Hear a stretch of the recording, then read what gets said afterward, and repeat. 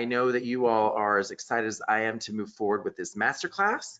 We are going to then go ahead and ask Dr. Elijah Nicolas to join us on the screen and join. We are going to actually going to have Gabrielle give a little bit of an intro to Dr. Elijah as he comes on. And what I wanted to communicate, though, is how important it is to me for us to celebrate and do something like this with the trans community as a central component to that. I get a little emotional about this, but in reality, so much of what is our movement has started with the trans community. If you think about people who had the guts and the courage to live out loud, who could not hold it back, who also provided the very first families, the very first chosen families that we know of when we think about the lore of New York City. And young gay boys like me would have found refuge in the loving arms of their trans mothers and fathers. That is an important part of our legacy. It is an important part of our storytelling that we need to make sure is heard, because now as we are fighting for trans youth, we need to understand that this is just full circle. This is just full circle within our community to support and love those who have loved us. So before I get all emotional, I'm going to let Gabrielle and Dr. Elijah take it over. Thank you, Helmut. And I could not agree with everything he just said, Dr. Elijah. I have known you for a number of years. We have shown up in the trenches together in many different places. You have been visible in not only how you're living your life out loud, vulnerably, transparently, courageously, but now you're now you're living your life not just for yourself, but for those folks who you're wanting to inspire to live their highest and best self. You know, thank you for all the ways you've shown up with the TGX 360 Advisory Committee, with now the Out Georgia Business Alliance Board, with 100 Black trans men, and I'm sure that you're hopefully going to speak a little bit to that during your time together, during your time today. But I'm so grateful, and published author, two-time published author, and just all the ways that you show up, the story that, you know, your journey, and I say this a lot, your journey is not a straight line in so many ways, right? So thank you for bringing your magnificence and your brilliance to today's conversation. We're so glad that you're kicking off the two-day event. Thank you. Welcome. Thank you, Gabrielle. So good to see you. Happy Thursday. Yeah. I am so excited to be here. First of all, thank you to you. Thank you to Helmut. Thank you to everyone who has had a part in me being here. I'm Dr. Elijah Nicolas. My pronouns are he, him, and his, and I'm the founder and executive director of 100 Black Trans Men Incorporated. Our mission is to empower, elevate, and basically amplify the voices, visibility, and representation of Black transgender men. When we started the organization, we started out with a focus on Black transgender men, and now with all of our intersectionalities that we've found in the organization, we actually have ventured out and we're doing work in the health equity space, in the education equity space. We're working with politicians and doing all sorts of things. So you can visit our website at 100blacktransmen.com. That's the number 100, to learn more about what we're doing and to learn where we are in the world. Right now we're in 12 states. We have a mentoring class, a leadership development class now is what we call it, that is starting actually next month. And once they come on board, we'll be represented in 20 states. So we're a national organization, very soon to be international. So I'm excited about that. I started the organization in 2023, so we're not even a year old yet. In May, our 501c3 will be a year old, and we have moved very fast in a lot of spaces. And what that speaks to is not my amazing leadership, but the incredible need that we have found in the trans and non-binary space, specifically for BIPOC transgender individuals. So, but that's not what I want to talk about today. Today, I'm here to talk about something that actually impacts the trans and non-binary community, Black women in the reproductive space, and a lot of individuals are being impacted by this word called hate, right? So I want to talk today about how to be love in a world that's seemingly focused on hate. And what I want to talk about first is really what is hate, kind of what's going on from my lens. What is hate? What do we focus on? And how to then be love. Not only how to be love, but how to do love in action, right? And then I don't know if we have space for questions, but if not, you can always find me at ElijahNicolas.com. So, as a Black trans man navigating the world these days, many people would think that I could seemingly be sad all the time. But I'm not. Actually, I'm very happy. I'm incredibly happy. And I am known as the hashtag happy man. And there's some reasons for that.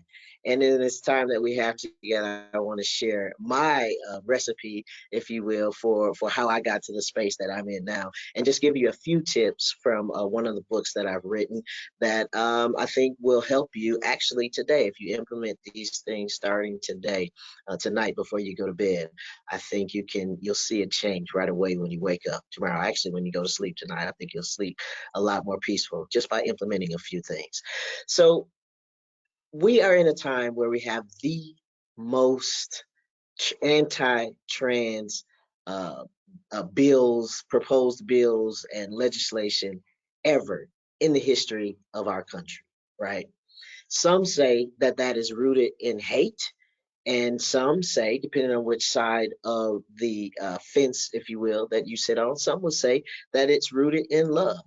And you might be saying, how in the world can these anti-trans bills be rooted in love? And I personally will let you make the decision on where you think it's rooted in hate or love. And I want to share with you a story, an experience that I had a couple of weeks ago in Georgia.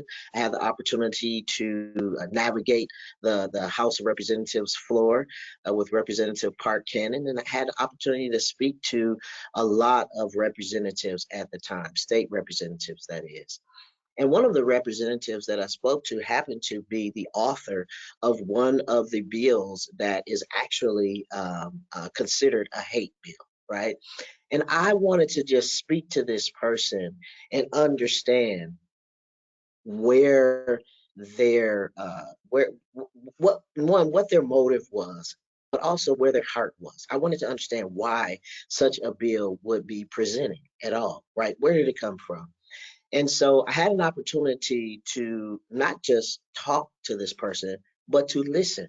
And I literally stood there on the House floor and listened for about 10 minutes to the root of this person introducing and being a part of this bill.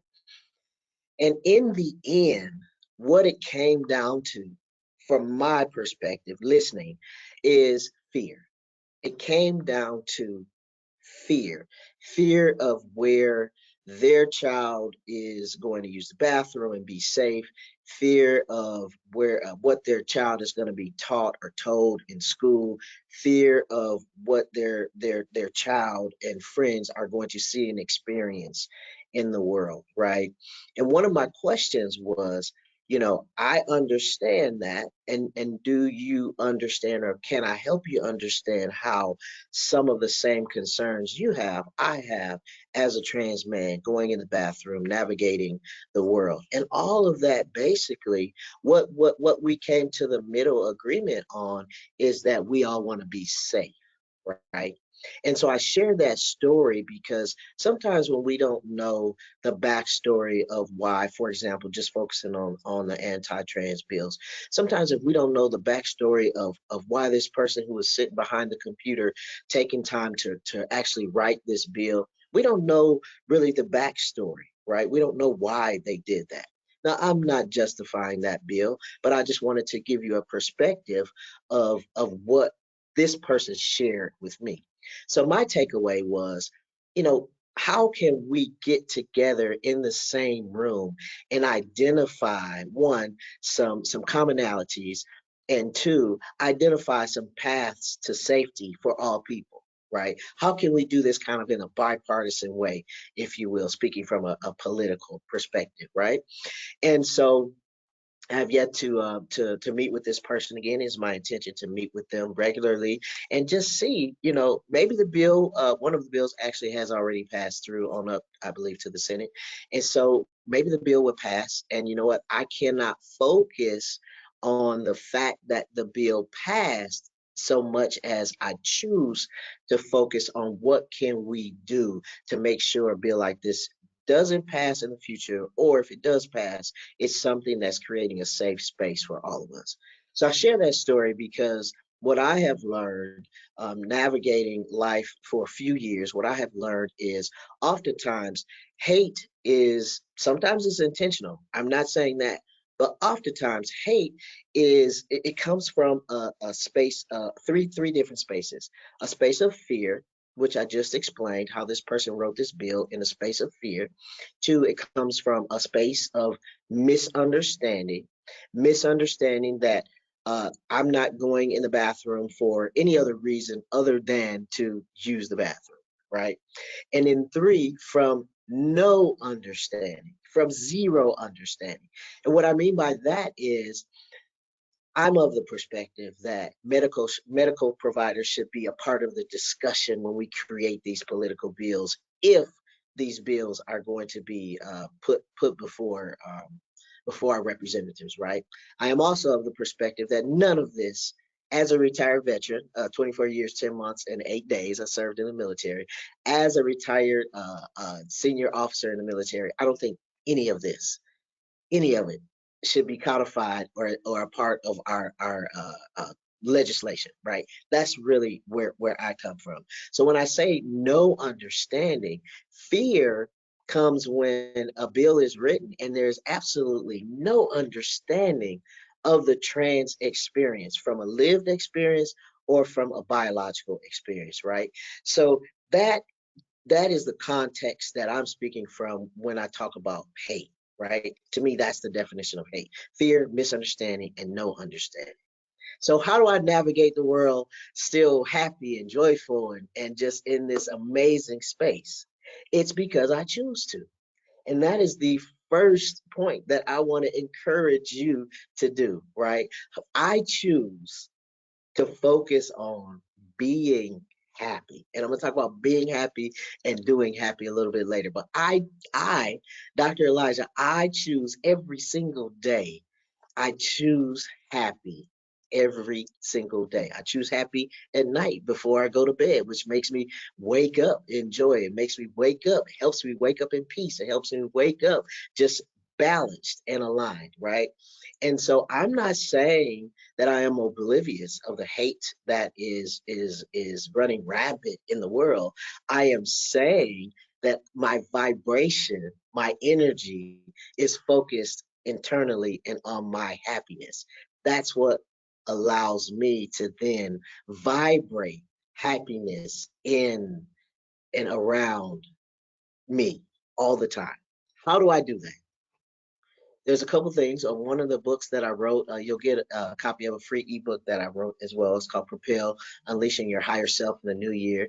And I want to talk to you about another book that I wrote, Manifesting Your Best Life, basically deciding to be happy. That's available on Amazon. And in this book, I write 10 steps about how you can manifest your best life. And I want to talk to you about three of them today. The first one is meditation. About 5 years ago, actually, no, about 4 years ago, which was about 2 years into my transition, I was reintroduced to meditation and the power of meditation. And just so you know, I am a licensed and ordained pastor. I came up in the Southern Baptist church, and then transitioned, if you will, to a Pentecostal perspective when I moved to Georgia. And so I say that to say meditation was shunned upon, right? It was shunned, it was frowned upon. It was not a part of my upbringing. So I thought. Um, as I began to understand what meditation is, I learned very quickly that prayer is a form of meditation. So I really have been meditating for years. I just didn't call it that, or the spaces that I was in, didn't call meditation, didn't call prayer meditation. And so for me, one of the ways that I'm able to stay focused is through meditation. Now, when I was first introduced to meditation, I was introduced by Corinthian, the House of Corinthian, if you will, and Corinthian Williams, and it's a book called 365 Days of Accountability and Meditation, right? And when I first got this book, I was so excited. And one of the things that I wanted to do, one of my goals, because you write down your goals at the beginning of the book, one of my goals was to learn how to meditate, right? And really there is it's really no formula, if you will, to meditation. You can simply be meditating when you're listening to this webinar, when you're listening to me, as you're listening to my voice right now. It's very easy to pause and go within at any moment. And why do I bring this up now? Because there are times when in the past when I have been triggered by what could perceive to be a hate action or a hate word, and I would be triggered, and I would like lose it, right? Like many people do. I lived as a closeted lesbian for the majority of my life before I transitioned 6 years ago, and so things were said and done that would trigger me, right? And what meditation has taught me is the power to pause. It has taught me the power to pause at any given moment. I can be in a chaotic space, like things, traffic moving 100 miles an hour around me, and there's chaos all around.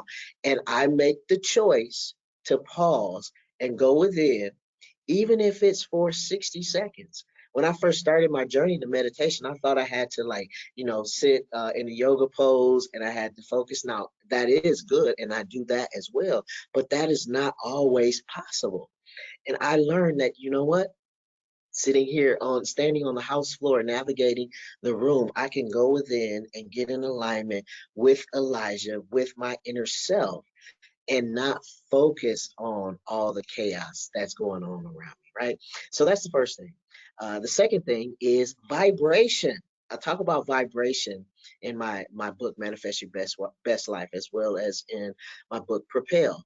And when I learned about vibration in 2016 from Abraham Hicks, I don't know if any of the viewers have ever heard of Abraham Hicks, but if you haven't, I encourage you to go and check out some of their videos. But I learned the power of vibration and the power of setting my intention before I meditate, during meditation, and after meditation. I realized how powerful that is in setting my vibration. Oftentimes people tell me, they see me and they say, "Oh, your aura is so bright," or "I see like this bright aura, this light around me."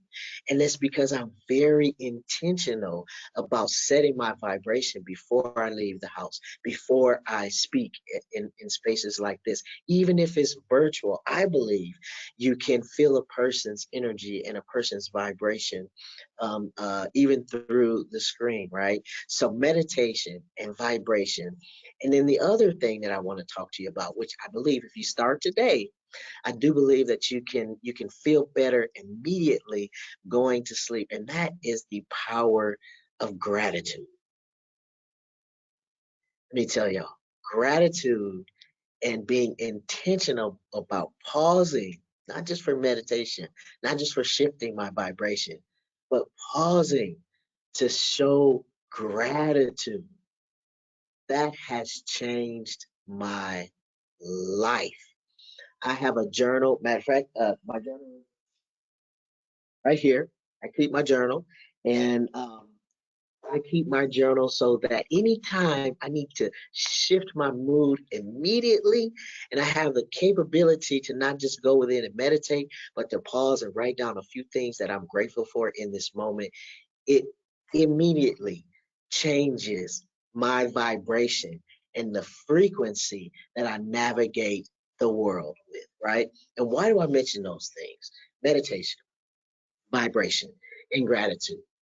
Those things, those are the things, three easy things that will help you be love in a world seemingly filled with hate. Because I promise you, if you meditate and you go within and you get in touch with your higher source, your deity, and you are in alignment with the oneness, with your higher source. And then you write down what you're grateful for. Like today, I'm grateful I'm grateful for my muscle milk that I'm gonna drink before and after I go to the gym today. I'm grateful I'm in my mother's basement. I'm here in Wisconsin. I'm grateful for my hugs. I'm grateful for my mother. And for me, that just shifts my vibration and helps me go out in the world and share this vibration of oneness, this vibration of love with other people. And that helps me do love, right? I'm being love with intention when I go out, and I'm able to do love in action with the things that I now navigate in spaces that I couldn't have even dreamt about, right, in the past. So those are just a few things that I wanted to share with you. And my call to action to each of you is to ask you, what will you do today to be love, to do love, to practice love, and to focus not on hate, but focus on love and how we can be more love and more light out in the world. Again, I'm Dr. Elijah Nicholas. I thank you all for spending a few minutes with me and letting me come into your vibration. And Helmut, thank you so much for having me. I just love you so much. And I recharged. I'm ready to go out today and just do some things. Yeah, no, absolutely. And I shared in the chat I think you have a free download for people, don't you, Dr. Elijah?